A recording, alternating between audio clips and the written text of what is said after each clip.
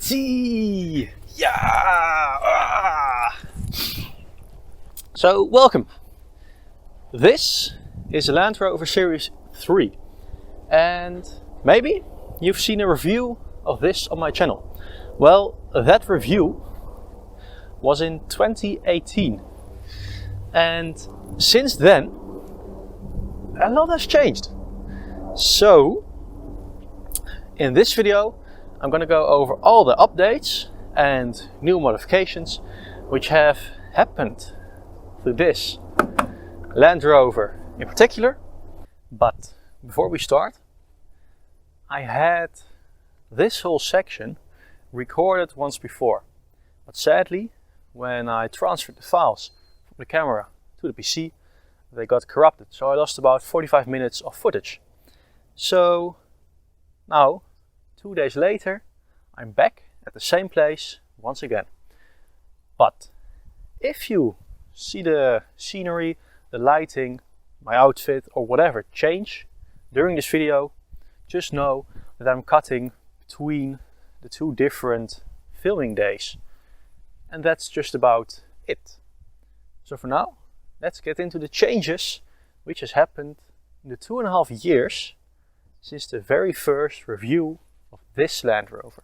So the first change, which has impacted driving pretty badly, I have to say, are these mirrors. These mirrors are stock. Well, they are the mirrors which came with the car when we got it. The mirrors aren't stock. The stock mirrors are actually like small little circular things. But this is the stock mounting location. When we got it, they were mounted on these stocks right here. As you can see, these will be removed in the future. And in place, these little stocks come. And we are also gonna replace these square mirrors with the small round ones.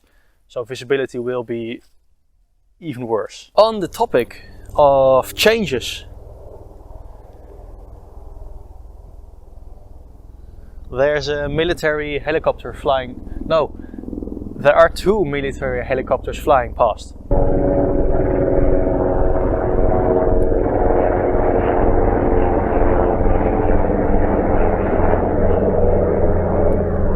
So it looks like I'm being circled by military helicopters, but let's just hope they're not here for me.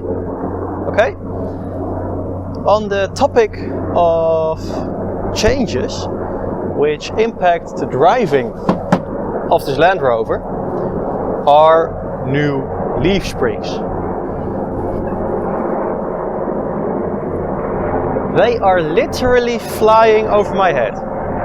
On the topic of changes which impact the driving, the Land Rover, when it came to us, it had leaf springs with 5 or 6, maybe even 7 leaves on it. They were like this thick, rusted together, and it was like riding on a solid block of metal.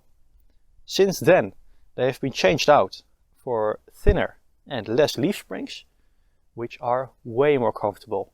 Like, this car is now almost comfortable to drive. Almost. Which is a huge improvement. Moving on from the new suspension, these wheels, I think they already were painted, but back then they had different tires. The tires which were on the car back then were exactly the same as these. These, well actually this one, is a pretty knobbly, pretty heavy off-road tire. Pretty much it's a tractor tire. And these are a bit more road friendly. And next to this, the 4 rims on the car have been powder coated. A beautiful, well, beige cream color. And this one on the hood is still a rusty piece of garbage pretty much. Well, it's no garbage, it's only surface rust, but it definitely doesn't look good. So, wait 1 second. To fix this problem, we have a third I think this car has 4 wheels. A fifth new rim. As you'll probably be able to tell, this one is white and these are cream, but that doesn't matter. This one will be mounted on this tire, or actually this tire will be mounted on this rim. This rim with tire will be mounted on the bonnet, and everything will look nice again. Hey, yeah, hello, hello, hello. Then we get to the fenders, and this car has lived the first few years of its life in Belgium, and I don't really know what happened to it over there, but as you'll probably be able to see, it's pretty rough. The fenders are pretty dented on both sides, so we got replacement panels for them, and we will be putting on nice smooth fender panels which will paint in the same color as this, and then it will look nice again. Oh, I'm excited. Then to the parts which are still in renovation. Well, actually the mirrors were mid-renovation, but whatever. So if we open up the back, which is actually a pretty long process.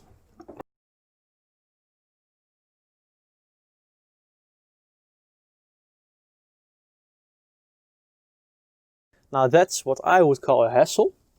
But anyway, as you might be able to see, the floor is lifting up a little bit. The floor panel in the back of the car is being removed. It has holes in it, it's worn out, and most importantly, the frame bars underneath are rusted through. So these are all being changed out and will be replaced by new coated frame bars. We'll get a new aluminum plate in the back, just to make it nice again, you know? This car deserves to be nice. Then we move on to the inside. In here, there's actually pretty much one little change, and that is if you lift out the seat and then get rid of this little seating plate, under here is a secret compartment. Well, these were metal compartments. More accurately, they were steel compartments, which had pretty much completely rusted through. So the bottom was actually held together by wooden planks, which were balancing on the edges of rust, which were left. But now they were taken out.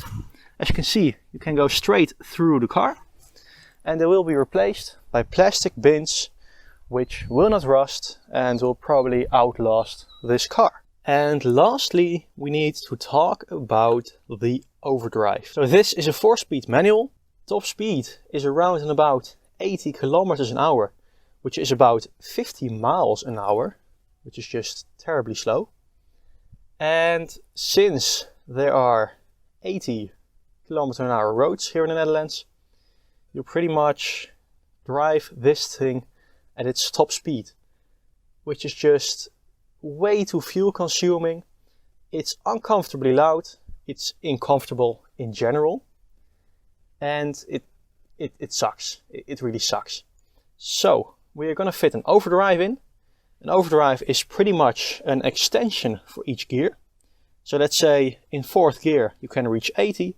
If we put in the overdrive, you maybe can reach 90 or 100 kilometers an hour. We are not putting this in so that we can reach 100 kilometers an hour. 100 kilometers an hour in this soda can, literally the doors are as thick as a soda can, is not advised. But we're putting in the overdrive so we can drive 80 at a more normal engine speed with less noise, less fuel consumption, and just a little bit more comfort. That was pretty much everything which has happened to the car in the past 2.5 years since the first review. And yes, I said the first review, because when this is done, when the overdrive is installed, when the new panels are on, when the new mirrors are on, with the new leaf springs and with the new floor and everything, When everything is done, I'm gonna make a second review about this car because, well, I think then it changed enough to be worth a second overview, because practically it's changed into a whole different being at this point. Anyway, in the first review I made a mistake. I talked about this lever being a choke, and that's pretty ridiculous because diesels don't have chokes. Well, this morning I asked myself this question: do diesels have chokes? And I thought no. So I went online and I've discovered a forum. This forum is a forum on honestjohn.co.uk, and this is a thread from 2003.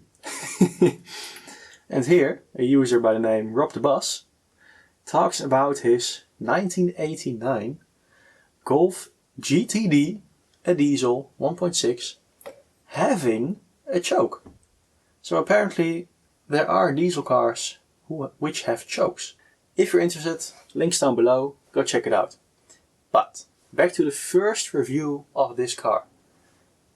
There I called this lever a choke, but in reality it's a hand gas. And thanks to YouTube user Paul Ellenson for pointing this out for me. He told me this in the comments, and it's actually a hand gas. What a hand gas is well, pretty much the same thing as a gas pedal, which you operate with your hands. So it's this little lever, you push back and forwards, there are different notches to put it back in, and depending on which notch you are putting in the lever, the car gives more or less gas by itself. So if you really wanted to, you could use it as some sort of cruise control, which it actually was used for very often in farm situations and stuff like this. When pulling heavy loads, you can just put on the hand gas, pull your load, don't have to worry about your gas input, you don't have to worry about the car stalling, and you have your attention for other important things. Paul, thanks for pointing this out to me. I will be covering this in the updated review. Anyway, thank you very much for watching. I hoped you learned something. I don't know if it's useful information you've learned. It's all the update stuff around this car. And you've learned all the future ideas we have for this. So, I want to thank you for watching. Have a nice day. Grab yourself a cookie. You've probably earned it. And